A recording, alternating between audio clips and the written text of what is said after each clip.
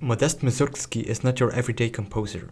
Throughout his life, he vehemently opposed Western influences in Russian music. He was also an ardent opponent of the music conservatory. However, he had his reasons. He wanted to give Russian music its own status, and he succeeded in doing so, despite his tragic and far too early death. Many of you may know his opera Boris Godunov. Personally, I am very much drawn to another well-known work from him, the fantastic and beloved piano set Pictures at an Exhibition. Probably my favorite piano set of all time, actually. The excerpt you just heard is the part Tuileries, interpreted by pianist Chiara Bertoglio. Freely translated, Tuileries means children's quarrel after games. In all of these pieces, Mussorgsky writes in a very idiosyncratic way, yet very convincing. You may have noticed parallel fifths, lots of chromatic appoggiaturas, unconventional and abrupt chord progressions, colored notes, and lots of dominants not resolving. The harmony is of course a nightmare to analyze, and it would not help the student to go into depth for each chord. However, there is something we can say about Mussorgsky's choice of chords here. Let us start with the home key B major. This is the tonic. The dominant is F sharp major. If we now construct a double dominant, we have C sharp major with a 7th B. If you omit the root of this chord, we get a half diminished chord on E sharp, if we include the 7th D sharp.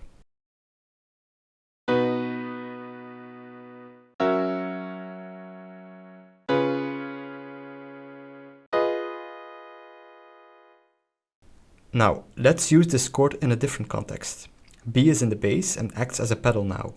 We construct B major and the double dominant with E sharp with the 5th B still in the bass. This is a quite conventional way to use the chord, as it moves back to the tonic with proper voice leading.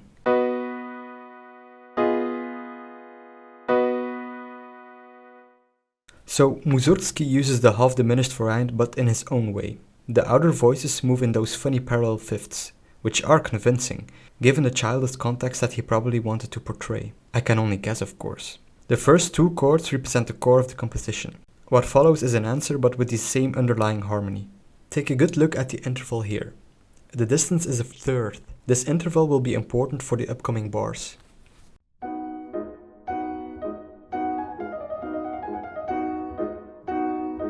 After an exact repetition, Mussorgsky widens the interval, but he keeps the D sharp as a second note. The interval that grows creates a little bit of tension together with the exotic harmony.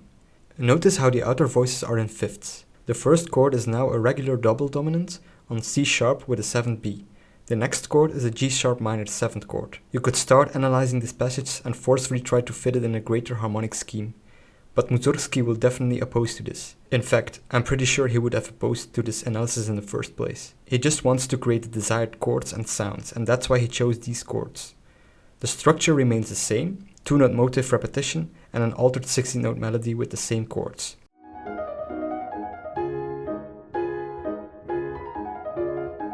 He repeats the two chords C sharp and G sharp, but then he creates extra tension.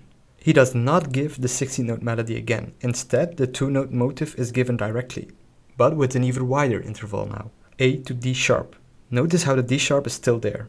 The first chord is an A dominant chord in first inversion with the 7G here. The next chord is a half diminished chord on D sharp. We have D sharp, F sharp, A, and C sharp. He now uses the 2-note motive only once, and the 16-note pattern is only half a bar long now. The succession is getting closer together, which creates more tension.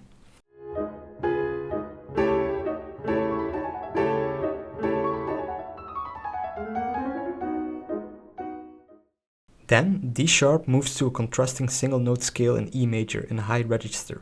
We could view this passage as a transition or bridge. Abruptly, he moves back into E sharp and now gives two voices. See how the strong beats form sixths here. The last chord can be viewed as the C sharp dominant. The E sharp moves to F sharp here. The main theme returns in the home key, and Mussorgsky then gives the highest note of the composition, F sharp. This chord actually leads to the B major chord. The A sharp here acts as an appoggiatura for B. In the bass we can see some more interesting appoggiaturas. A sharp leads to B, C double sharp leads to D sharp, and E sharp to F sharp. The notes of the B major chord are now on the weak beats. He gives a rest to indicate the ending of the first part. Subsequently, Mussorgsky is ready to present some new material. This is the second theme. The following passage is also very tricky to analyze. Just notice how some voices hold their pitches, whilst others move chromatically. These mechanisms create wonderful sounds, like for example this chord here. The structure of the phrasing is a bit different as well. We have a passage in chords for 4 beats, followed by a quick 16-note run. The melody now starts on the same notes, but is harmonized in what seems to be C# major. We have a second scale degree, moving to the dominant G#, and then C#, albeit with an added sixth, A#. In the left hand we can see that the original 2-note motif returns.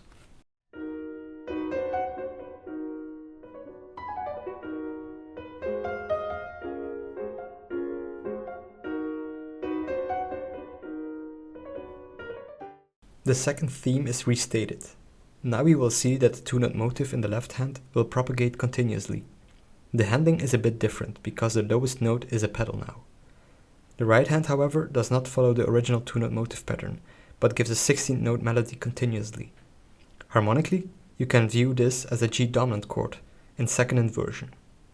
On top of the pedal here, we have some secondary dominant action. Again, those secondary dominants, they are everywhere.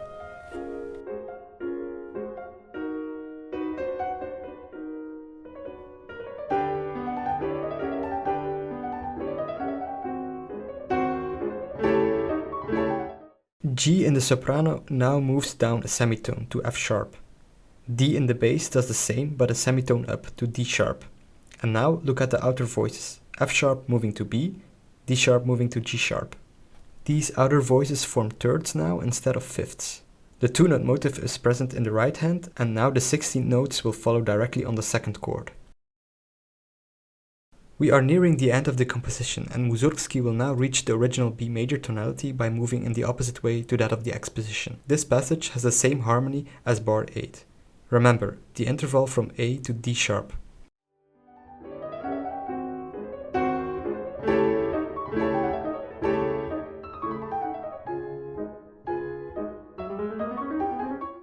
In the next chord he gives the G#, D# variant from bar 4. This is followed by another 16-note scale, but treated in the same way as with the bridge and closure of the first part.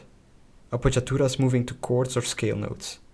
The harmony seems to be an F# major 7th chord in the first beat, and then a 2-part voicing in 6th. Lastly, the original main motif returns to bring balance, but not quite.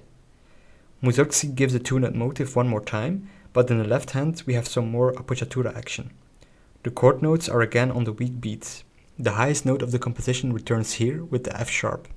The final chord is a tonic, not in root position, but in second inversion. With this playful twist, Mussorgsky ends the piece, and the quarrel between the kids might or might not have been resolved.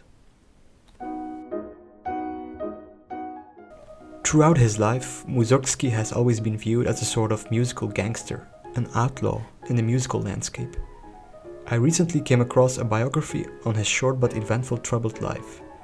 There is this one sentence that sticks with me. He used it in a lot of conversations with friends and foes, and it goes as follows. On to new arts.